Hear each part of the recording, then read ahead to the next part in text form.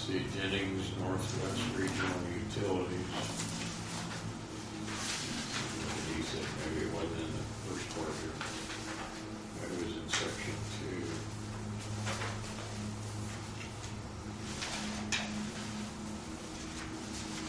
Not sure either.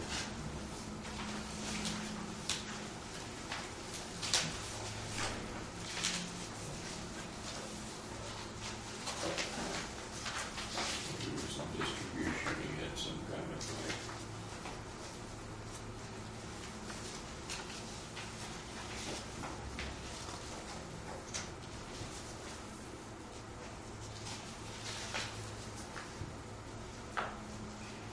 He was saying the water supply, it's in section 6. Water supplied by Jennings Water Incorporated, chlorine residuals are near 1 ppm. I'm going to check and see what they're supposed to be. I think they're supposed to be around 0.3, but I'm not sure. Do you know that? Well, you know. I keep ours in the distribution system between 0.3 and 0.4. But he says that they're pretty high, causing problems for the customers with sensitive skin and taste odor complaints. And when he's talked to them about it, they don't seem to care. They just do whatever they want to do themselves. And he had called me and said that he had forgotten to do it, and he was going to deliver it here at the courthouse. Somebody that works for him lives in Rushville. And he also said they plan to install pressure-reducing valves to cut down the pressure within their system to reduce losses from broken pipes in the distribution system and broken plumbing in customer homes.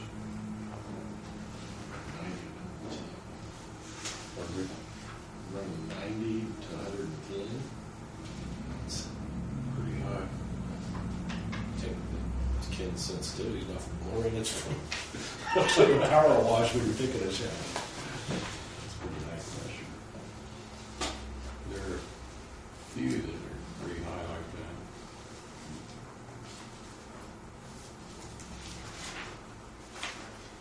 Maybe not too many.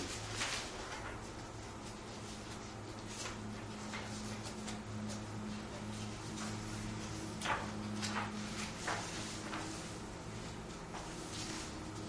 was thinking that Peter County rural water was pretty high, but yeah, if you look at it, its highest is 175, average 120, and lowest 50. That's in section 6. First page in section 6.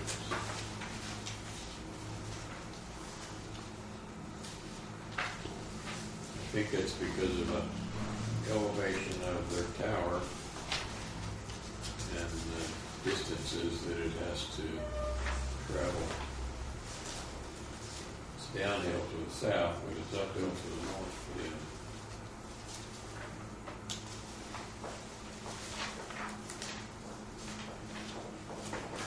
And here's Napoleon. Highest 95, average 65. All's good 70 and 60.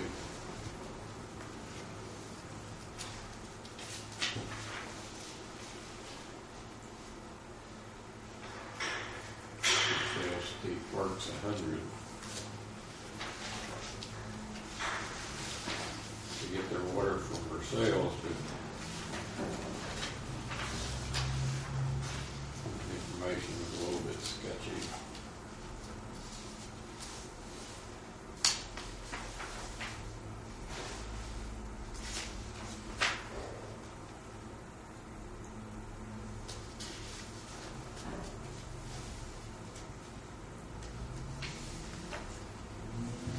Do you think we should review this? Do you think we ought to take it home and look at it and then come back together after we've had a chance to look at it and try to take some notes to see how we can tell a story about what information we have? We're not going to get much story out of just flipping pages here tonight. Yeah, I think it's it'll be difficult to You know, try to average everything together to come up with some kind of a presentation to make us. It's gonna be tough. Yes, it is. What are we tasked with doing? What type of report are they looking? DEM, you mean? Yeah. They're asking us to develop a district plan that will say where the water resources are and who have water needs and how we're going to get the water from the resources to those who have needs. And our additional task is to go to each one of the counties after we've developed our plan and hold a public presentation about what we believe that we should be doing and hear whatever the public has to say about it and then take their comments into account and revise our plan as needed and then go back for a final presentation to each of the counties. So generally, it would be fair to say that the information that we need to extract out here would be capacities, excess capacities, and future needs, the capacities of future needs, possibly costs and costs. We're also going to have to come determine location sites at some point. Yes, and I think that if we are going to be actively involved in some way in ensuring that the water gets from the resources to those who have needs, that we're either going to have to own some facilities, some infrastructure, I should say, not facilities, or we're going to have to use somebody else's infrastructure that's already in place. And maybe part of our plan would be to try to find resources to increase the capacity of their infrastructure.